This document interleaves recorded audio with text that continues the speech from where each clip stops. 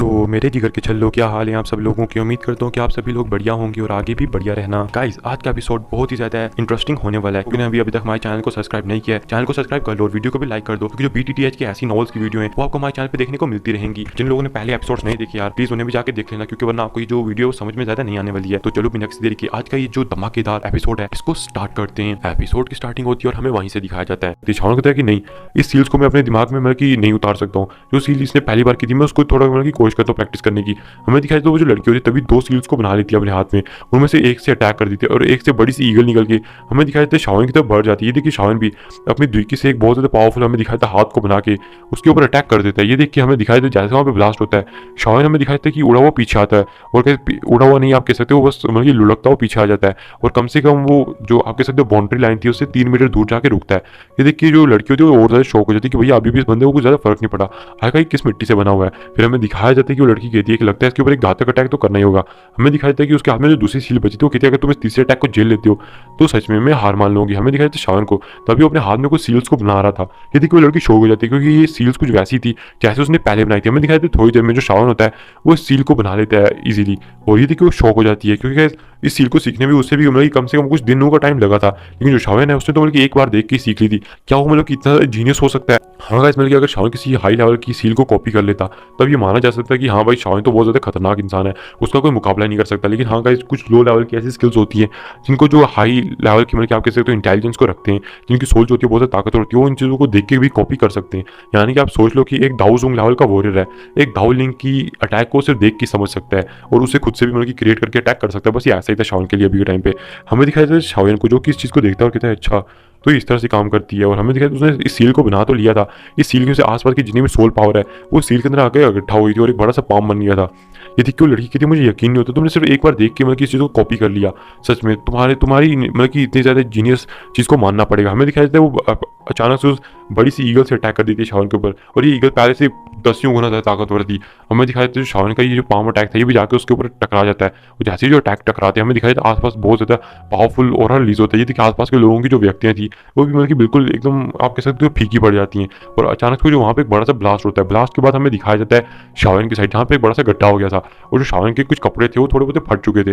लेकिन देखा जाए जहाँ पे इस टाइम पे काओ यंग खड़ी थी उसके आसपास मतलब कि 3 मीटर के एरिया के अंदर कुछ भी गड्ढे वड्ढे नहीं पड़ते। हालांकि उसके जो कपड़े थे वो भी नहीं फटे थे, वो तो बिल्कुल एकदम ठीक थे। आजकल लड़की के कपड़े कैसे फाड़ सकते हैं?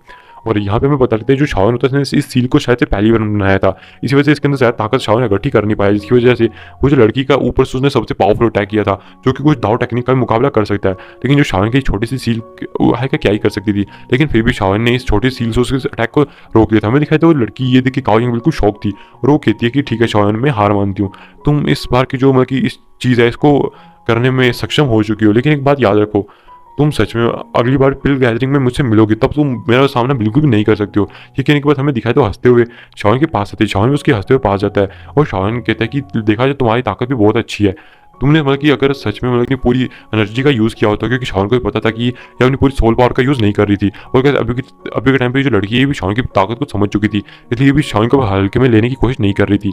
हमें दिखाई देता है ये भी शावन को थोड़ा सीरियस ले रही थी, और जो शावन है वो कहता है कि सच में देखा जाए तुमने भी अपनी पूरी पावर का यूज़ नहीं किया, अगर तुम पूरी पावर का यूज़ करी तो तुम मुझे हरा सकती थी। तो ये देखिए वो कहती है नहीं, देखा जाए तो तुम सच में बहुत जीनियस हो, सिर्फ एक बार देख के एक लो चाहे वो एक लो लेवल की टेक्निक थी फिर भी तुमने सिर्फ एक बार देख के उस सील को समझ लिया। अगर तुम्हें मतलब कि आगे चल के मुझसे और भी सील को सीखना हो यानी कि समझना हो तो तुम मुझसे मतलब कि सीक्रेटली आके मिल सकते हो। तो ये कोई और मतलब कि तुम कुछ और मत समझना, ये दरअसल शावन को बुला रही थी ताकि शावन के साथ जाके मतलब कि एक और बार फाइट कर सके, क्योंकि उसे पता लग गया था कि जो आसपास के लोग थे वो देख के शौक हो चुके थे, क्योंकि उसकी बेइज्जती हो चुकी है, क्योंकि उसे हराने वाले कुछ ही मतलब कि कोई लोग थे ही नहीं। बस ये शावन ही है पहले जिसने उसको हराया था, बस एक ही लड़की थी जो पहले उसका मुकाबला कर सकती थी और जिसको अपना प्रतिद्वंदी भी माना करती थी, और वो गैस कोई और नहीं थी, वो थी डैन कबीले से डैन चैन, वही अजीब सी लड़की। जब शावन ने उसको हाथ लगाया था शावन की सोल उसके उसे बाहर आने लगी थी, ऐसी वाली मिलती आप कह सकते हो बॉडी जिसके पास। तो शावन कहता है कि अच्छा तो चलो कोई ना, फिर हमें दिखाई दो वो कहता है कि चलो ठीक है मैं चलता हूँ भाई यहाँ से अपने क्लैन के पास वापस। फिर वो भी यहाँ क्लैन के पास वापस आ जाता है। यहाँ पे हमें दिखाई दे काओ काओ टैंक को और काओ शी को तो शौक थे भैया कि आखिरकार शावन ने इसको हरा कैसे दिया। हमें दिखाई देता है कि जो काओ यंग थी वो इन दोनों को लेकर यहाँ से निकल जाती है। निकलने के बाद हमें दिखाई शावन को जो या कबीर के पास आते हैं, या कबीर के लोग बिल्कुल शौक हो चुके थे, उन्हें उम्मीद नहीं थी कि जो शावन है इस मतलब कि डायन को हराने में सक्षम हो जाएगा। हमें दिखाया जाता है कि तभी शावन अपने क्लैन के कुछ लोगों से बात कर रहा था। हमें दिखाया जाता है जो शावन है वो बिल्कुल इस चीज़ से शौक था कि भैया तो जो चीज़ है ये जो सच में कितनी ज़्यादा खतरनाक है। यहाँ क्लैन के लिए बहुत ज़्यादा खुश तौर के थे आज का हमने एल्डर सीट वापस पा ली, तभी उनके पास 8 एल्डर भी आते हैं। एल्डर शन आए, कहते हैं आपको मुबारक हो, आपने अपनी एल्डर सीट को फिर से बरकरार रखा है। और शाओन को कहते शाओन तुम्हें पिल टावर के अंदर आना चाहिए, और एल्डर भी तुम्हारे मतलब इस टैलेंट को देख के तुम में मतलब की बहुत ज़्यादा रुचि को लेंगे। तो शाओन कहते हैं कि आपका बहुत बहुत शुक्रिया, और वो आए कहते हैं कि हाँ तुम्हें आना चाहिए, और मैं अपने एल्डर्स को इसके बारे में बताऊंगा, और जैसे ही उन्हें पता लगेगा तो वो तुम्हें मतलब कि अपने पास बुलाएंगे, और अगर तुम पिल टावर के अंदर आते हो तो वहाँ पे बहुत ज़्यादा सेफ रहोगी, तुम्हें अच्छी खासी सिक्योरिटी भी मिलेगी, और आगे जाके मतलब कि तुम्हें पिल टावर से बहुत अच्छे खासे रिवॉर्ड भी मिल सकते हैं। तो शान कहता है अरे कोई बात नहीं कोई बात नहीं, वो तो बस ऐसे मतलब कि आप मेरे को ज़्यादा तारीफ कर रहे हो। हमें दिखाया जाता है शान के पास हमें दिखाया जाता है कि डैन सीयू आता है, जो मतलब कि डैन कबीले का आगे बनने वाला मतलब कि प्रमुख है। तो वो आके शावन को बता ही देता है, क्योंकि शावन के देखा जाए तो इसके साथ रिलेशन थोड़े ठीक ही थे, क्योंकि देखा जाए तो ये जो बंदा था शावन के साथ थोड़े अच्छे से स्टार्टिंग से पेश आ रहा था। तभी वहाँ पे जो डैन चैन थी वो भी आती है, और हमें दिखाई तो शावन को बता ही देते हैं वो तानू। तो ये देखिए शावन का शुक्रिया करता है, वो कहता है कि तुम भी कोई कम नहीं थे, तुमने भी अच्छा खासा स्कोर किया।